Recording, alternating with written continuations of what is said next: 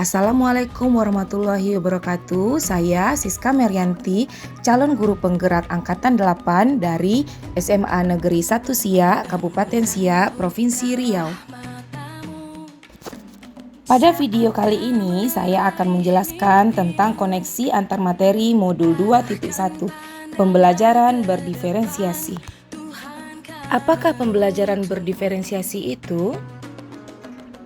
Pembelajaran berdiferensiasi adalah usaha guru untuk menyesuaikan proses pembelajaran di kelas untuk memenuhi kebutuhan belajar individu muridnya. Maksudnya apa ya?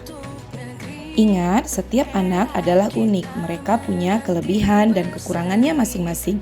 Begitu pula dengan minat, gaya belajar, kebiasaan, pola pikir, kemampuan literasi, dan lain-lain. Pasti berbeda.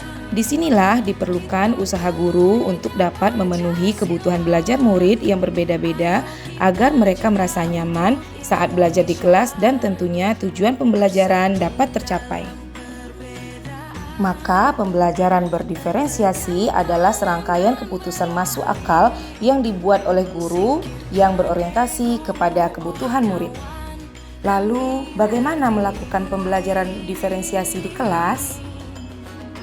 Agar dapat melakukan pembelajaran berdiferensiasi di kelas, guru harus memahami tujuan pembelajaran yang didefinisikan secara jelas, menyesuaikan pembelajaran untuk memenuhi kebutuhan belajar murid, menciptakan lingkungan belajar yang mengundang murid untuk belajar, manajemen kelas yang efektif, dan penilaian berkelanjutan.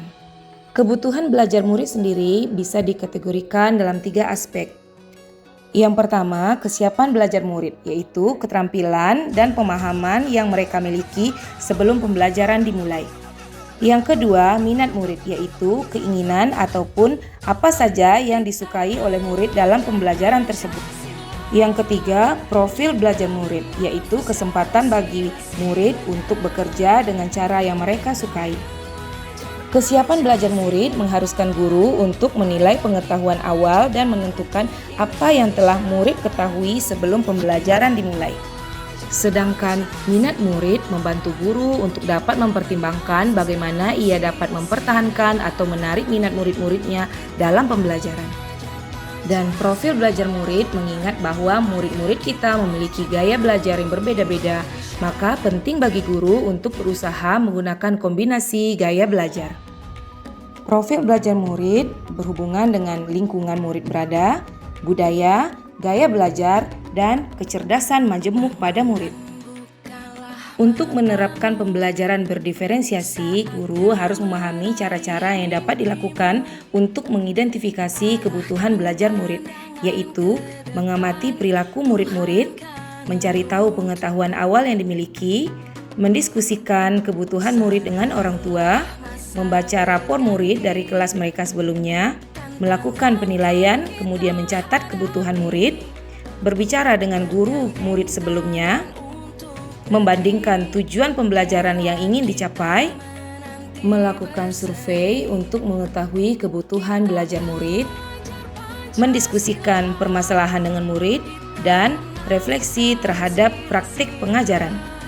Strategi dalam pembelajaran berdiferensiasi bisa dilakukan dalam 3 bentuk, yaitu diferensiasi konten, diferensiasi proses, dan diferensiasi produk. Guru dapat memilih salah satu dari strategi tersebut atau kombinasi dari ketiganya. Diferensiasi konten ialah apa yang dipelajari murid dalam pembelajaran sesuai dengan kebutuhan murid yang telah dipetakan terlebih dahulu oleh guru. Diferensiasi proses adalah bagaimana murid berupaya memahami ide dan informasi yang diberikan oleh guru atau cara pembelajarannya. Dan yang terakhir, diferensiasi produk, yaitu variasi dalam murid menunjukkan apa yang telah mereka pelajari atau hasil belajar. Lalu, adakah keterkaitan antara modul pembelajaran berdiferensiasi dengan modul-modul yang lain? Tentu saja ada. Dengan melakukan pembelajaran berdiferensiasi, maka pembelajaran yang berpihak kepada murid akan terwujud untuk memenuhi kebutuhan belajar anak sesuai dengan kodrat alam dan kodrat zaman berdasarkan Filosofi Ki Hajar Dewantara Modul 1.1. Kemudian dalam melakukan pembelajaran berdiferensiasi, seorang guru penggerak harus berpihak pada murid, reflektif, mandiri, kolaboratif, dan inovatif untuk menciptakan pembelajaran berdiferensiasi agar dapat memenuhi kebutuhan murid. Dengan demikian, seorang guru penggerak dapat mewujudkan kepemimpinan murid dengan menuntun murid merdeka belajar. Hal ini sesuai dengan nilai dan peran guru penggerak Modul 1.2. Selanjutnya, pembelajaran berdiferensiasi dapat menjadi salah satu strategi untuk mewujudkan visi guru penggerak yang berpihak pada murid sesuai dengan materi di Modul 1.3 Visi Guru Penggerak.